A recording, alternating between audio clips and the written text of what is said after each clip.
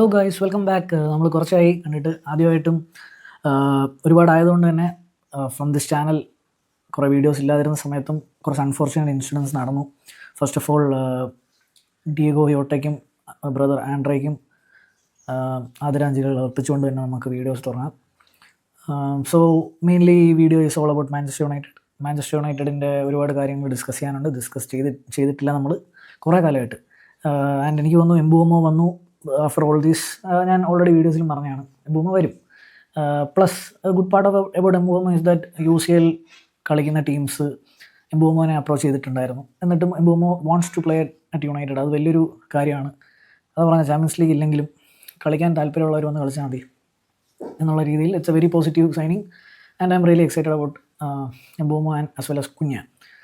ഇതിൽ മെയിനായിട്ട് വരാനുള്ള നമുക്ക് എല്ലാവർക്കും ഒരു സ്ട്രൈക്കർ വേണമെന്ന് നല്ല ആഗ്രഹമുണ്ട്. നല്ല ആഗ്രഹമുള്ളതിന് ഒരു കുറ്റവും ഞാൻ പറയില്ല.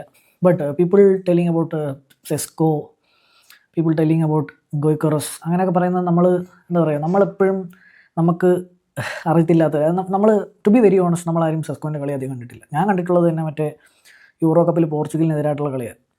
അപ്പം സെസ്കോ എന്ന് പറയുന്ന പേര് ആദ്യമായിട്ടൊന്നുമല്ല ഈ യുണൈറ്റഡ് ട്രാൻസ്ഫർ ലിങ്ക്സിൽ വരുന്നത്. നിങ്ങൾക്ക് ഓർമ്മ അറിയാം, റാൽഫ് റാഗ്നിക്കിൻ്റെ സമയത്ത് റാൽഫ് റാഗ്നിക്ക് നന്നായിട്ട് ഒരു നെക്സ്റ്റ് പ്രോസ്പെക്റ്റ് എന്നുള്ള രീതിയിൽ അന്ന് മുതലേ ബെഞ്ചമിൻ സെസ്കോനെ നമ്മൾ കേട്ട് തുടങ്ങിയാണ്. അപ്പം എനിക്ക് പറയാനുള്ളത് വെച്ച് കഴിഞ്ഞാൽ മീഡിയാസ് ഫീഡ് ചെയ്യുന്ന നെയിംസ് നമ്മളെടുത്തിട്ട് ഏതോ ഗ്രേറ്റ് പ്ലെയർ ആണ് എന്നുള്ള രീതിയിലൊന്നും എടുക്കണ്ട. അതേ രീതിയിലാണ് നമ്മൾ സിർക്സിനെയും ഹോയ്ലൻഡിനെയൊക്കെ ഇങ്ങോട്ട് കൊണ്ടുവന്നത് തന്നെ. ഞാനിപ്പോഴും പറയുന്നു, ഐ എം വെരി മച്ച് എന്താ പറയുക, നിങ്ങൾ എത്രയൊക്കെ ഇതൊക്കെ പറഞ്ഞാൽ I am very much adamant about signing from Premier League itself.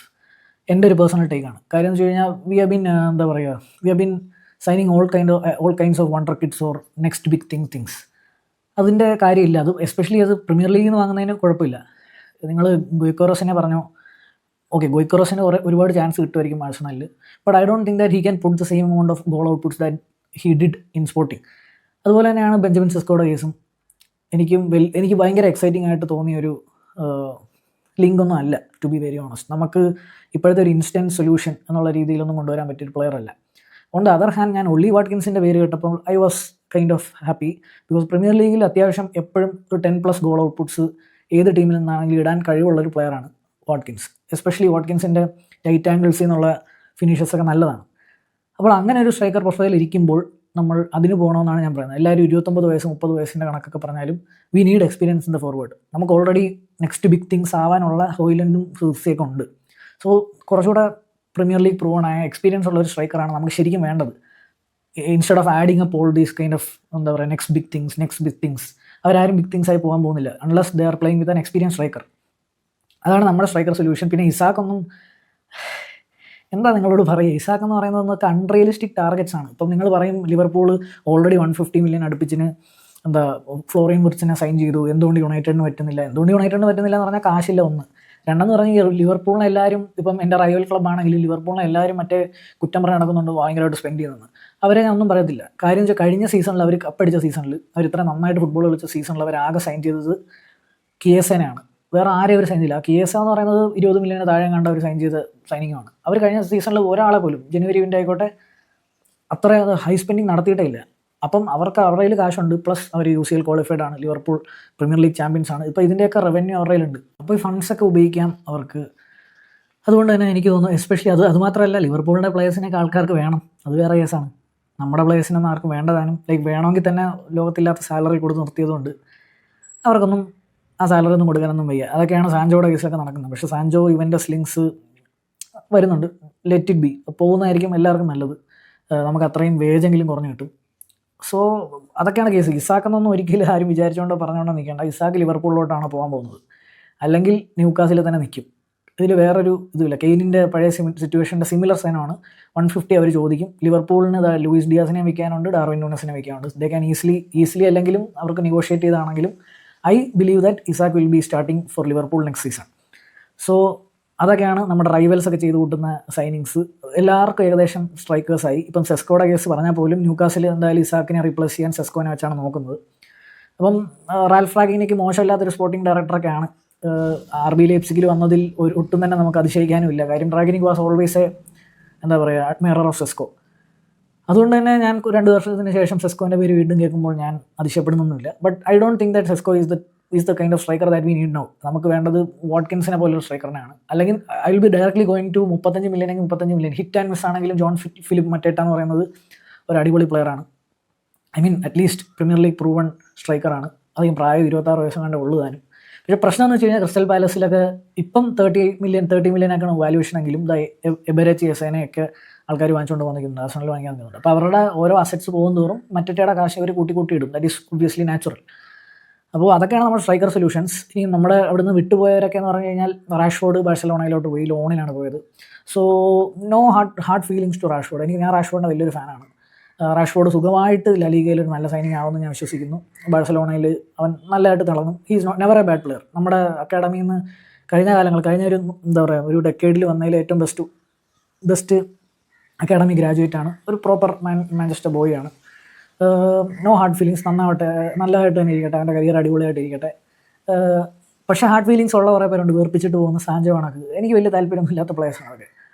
So ഇതിലിപ്പോൾ ആൻ്റണിയുടെ കാര്യം ആയിട്ടില്ല. പക്ഷേ ആൻ്റണിയും വേജ് കട്ടെടുക്കാൻ ബാക്കിയുള്ളവന്മാരെ പോലെ ഒന്നുമല്ല, വേജ് കട്ടെടുക്കാൻ തയ്യാറുള്ള ഒരുത്തനാണ്.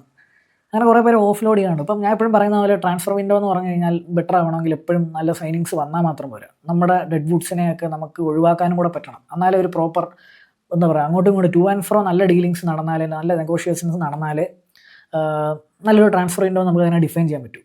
സോ അതാണ് ഇപ്പോഴത്തെ നമ്മുടെ ട്രാൻസ്ഫർ അപ്ഡേറ്റ്സ് എൻ്റെ ഒരു കാഴ്ചപ്പാടി പറഞ്ഞു കഴിഞ്ഞാൽ. And Ruben Amorim clearly said that I am happy with the current squad if I am starting with this squad in this initial phases of the season. അതായത് first 2-3 കളിയിലേക്ക് സ്ട്രൈക്കർ പോലും വരാൻ സാധ്യത കുറവാണെന്നാണ് കേൾക്കുന്നത്. ഇനി നമുക്ക് സ്ട്രൈക്കർ മാത്രം പോരാ, Bruno in the pivot still disturbs me. Even pre season കളികൾ ഞാൻ കണ്ടപ്പോഴത്തേക്കും Bruno is working well as number 10. അപ്പം പിവട്ടിൽ എന്താണ് നടക്കാൻ പോകുന്നത് അറിയില്ല. അപ്പോൾ CM ഒരു ഗോൾ കീപ്പറിൻ്റെ കേസ് ഇനിയും പറഞ്ഞിട്ട് കാര്യമില്ല. എനിക്ക് തോന്നുന്നില്ല എമി മാർട്ടിനസ് ആണ് ഇങ്ങനെ സ്ട്രോങ് ആയിട്ട് വരുന്നത്. നമ്മളെ ഒരു എന്താ പറയുക, വഞ്ച മിലിങ്കോവിച്ച് സാവിച്ചെന്ന് അങ്ങനെ എന്ന് പറഞ്ഞിട്ടൊരു ചങ്ങായി ഉണ്ടായിരുന്നു, ഒരു മുട്ട നല്ല കടാകടിയനൊരു പുള്ളിയെ നാപ്പോളി മേടിച്ചു, നമ്മളുമായിട്ട് ലിങ്ക് വന്നൊരു പ്ലെയറാണ്. ഗോൾ കീപ്പർ സൈനിങ്സ് ഉണ്ടാവും എന്ന് എനിക്കറിയില്ല, ഉണ്ടാകാൻ താല്പര്യമുണ്ട്. ഇപ്പം മാർട്ടിനസിനൊക്കെ പോകണമെന്നൊക്കെ ഉണ്ട്, പക്ഷേ മാർട്ടിനസൊക്കെ ഭയങ്കര കാശാണ് ചോദിക്കുന്നത്. ഇതില്ല. സോ അത്രയൊന്നും കൊടുക്കാൻ താല്പര്യപ്പെടണ്ട എന്ന് എൻ്റെ ഒരു അഭിപ്രായമുള്ളൂ. ബട്ട് സ്റ്റിൽ ഇതൊക്കെയാണ് നമ്മുടെ ട്രാൻസ്ഫർ റൂമറുകൾ. അധികം ഞാൻ വീഡിയോ ചെയ്യാത്തതെന്ന് വെച്ച് കഴിഞ്ഞാൽ എംബോമോ ഒരു ഊളകളാണ്, ഇവന്മാർക്ക് നെഗോഷിയേറ്റ് ചെയ്യാൻ അറിയില്ല എന്നൊക്കെ പറഞ്ഞ് വേണമെങ്കിൽ ഇനി കുറേ നെഗറ്റീവ് ബേറ്റ് വീഡിയോസ് ചെയ്യാവുന്നതേ ഉള്ളായിരുന്നുള്ളൂ. പക്ഷേ എന്താ പറയുക, നെഗോഷിയേഷൻസ് മോശമില്ലാത്ത രീതിയിലാണ് നമ്മൾ നടത്തിയിട്ടുള്ളത്. ടു ബി വെരി ഓണസ്റ്റ്, കുഞ്ഞിനെ നേരത്തെ സെറ്റ് ചെയ്യുന്നു, ഡീൽ ക്ലോസ് ചെയ്യുന്നു. If Mbeumo deal might have been off, നമുക്കിതൊക്കെ പറയാം. പക്ഷേ എന്ന് വെച്ച് കഴിഞ്ഞാൽ നമ്മൾ അതിനിടയിൽ എല്ലാവരും പെട്ടെന്ന് യുണൈറ്റഡ് ഒരാളെ 70 മില്യന് സൈൻ ചെയ്യുമ്പോഴത്തേക്ക് അത് ഓവർ പെയ്ഡായി. പഴയ പോലെ അല്ല യുണൈറ്റഡ്, ഓവർ പേയിങ് അല്ല. എങ്ങനെയാണ് ഓവർ പേയിങ് ആണെന്ന് എനിക്ക് മനസ്സിലാകുന്നില്ല. അവിടെ നോനി മധുവൊക്കെയും കുഡൂസും ഒക്കെ നല്ല കാശിന് പോകുമ്പോഴത്തേക്ക് എങ്ങനെയാണ് ഇതൊരു ഓവർ പെയ്ഡ് പരിപാടിയാകുന്നത് എനിക്ക് മനസ്സിലാകുന്നില്ല. അപ്പോൾ ഇത് പറയാനുള്ളവർ പറഞ്ഞുകൊണ്ട് തന്നെ ഇരിക്കും. Mbeumo is a good signing. 20 goal അടുപ്പിച്ചടിച്ച ഒരു പ്ലെയറാണ് കഴിഞ്ഞ സീസണിൽ പ്രീമിയർ ലീഗിൽ. ഓക്കെ, ആ 20 ഗോൾ ഫീറ്റ്സ് എത്ര പേര് അച്ചീവ് ചെയ്തിട്ടുണ്ടെന്ന് നിങ്ങൾക്ക് എടുത്ത് വെച്ച് നോക്കാം. സോ അതിനൊന്നും നമുക്ക് പറയാനൊന്നുമില്ല. നല്ല ഡീലാണ്, അത് ഡീൽ ക്ലോസ് ആയത് നന്നായി. നമ്മുടെ പ്ലെയറാണ് എംബോമോ, ലെറ്റ് ഹിം പ്ലേ. അല്ലാതെ അതിനിടയിൽ വന്നിട്ട് അവർ നെഗോഷിയേഷൻ കൊള്ളൂല, ഇവന്മാർ മറ്റവരെക്കാളും ഒരിക്കലും അല്ല. ഇവന്മാരെ രണ്ടുപേരെ ഒരു റൂമിലിടാൻ എനിക്ക് താല്പര്യമില്ല. എഡ്വുഡ് വേർഡ് നയിച്ചുകൊണ്ടിരുന്നപ്പോഴത്തേക്കുള്ള പോലത്തെ ഒന്നുമല്ല ഇപ്പോൾ കാര്യങ്ങൾ നടക്കുന്നത്. കാശിൻ്റെ ഇഷ്യൂസ് ഉണ്ട്, പക്ഷേ നമ്മുടെ നെഗോസിയേഷൻസ് നമ്മൾ കൃത്യമായി, നമുക്ക് അതിനുള്ളിൽ എന്താ നടക്കുന്നത് അറിയില്ല, പക്ഷേ നെഗോസിയേഷൻസ് കൃത്യമായിട്ടുള്ള രീതിയിൽ തന്നെ വന്നു. ബ്രെൻഫോർഡ് അവന് വെച്ച വാല്യൂ മോശമല്ലാത്തൊരു വാല്യൂ ആണ്. Because he's worth it. 3 സീസണൊക്കെ ആയിട്ട് അവൻ കളിക്കുന്നുണ്ടെങ്കിൽ 2 സീസണായിട്ട് അവൻ കൺസിസ്റ്റൻ്റ്ലി പെർഫോം ചെയ്യുന്നുണ്ട്. നല്ല ഹാർഡ് വർക്ക് ഇടുന്ന ഒരു പ്ലെയറാണ്. ആൻഡ് അവർ നോക്കുമ്പോഴത്തേക്കും കുഞ്ഞ 62.5 പോയെങ്കിൽ എന്തായാലും അവർക്ക് 70 മില്യൺ ഇയാൾക്കും എംബോമോയ്ക്കും ചോദിക്കാവുന്നതൊക്കെ ഉള്ളൂ.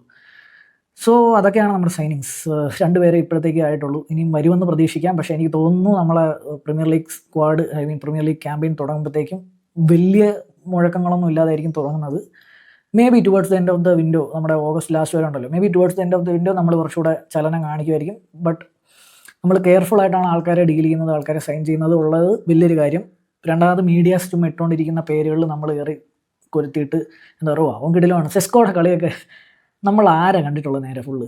അവൻ എത്രയൊക്കെ ചാൻസ് മിസ്സാക്കുന്നു. നമ്മളിപ്പോൾ ഹോയ്ലൻഡിനെ എല്ലാ ദിവസവും കാണുന്നതുകൊണ്ട് അറിയാം ഹോയ്ലൻഡിൻ്റെ പ്രശ്നങ്ങൾ എന്തൊക്കെയാണത്. നമ്മളതൊന്നും കാണാത്ത രീതിയിൽ 2 ഹൈലൈറ്റ്സും കണ്ടിട്ട് നമുക്ക് ഒരിക്കലും പറയാൻ പറ്റില്ല അവൻ നമ്മളെ ഹെൽപ്പ് ചെയ്യുന്നു. So that's it. That is the transfer updates. വലിയ അപ്ഡേറ്റ്സ് ഇല്ലെങ്കിലും കുറച്ച് കാലമായി നമ്മൾ കണ്ടിട്ട്. Thank you so much for joining. നമുക്ക് വീണ്ടും വേറൊരു വീഡിയോ ആയിട്ട് കാണാം. അതുവരെ ബൈ.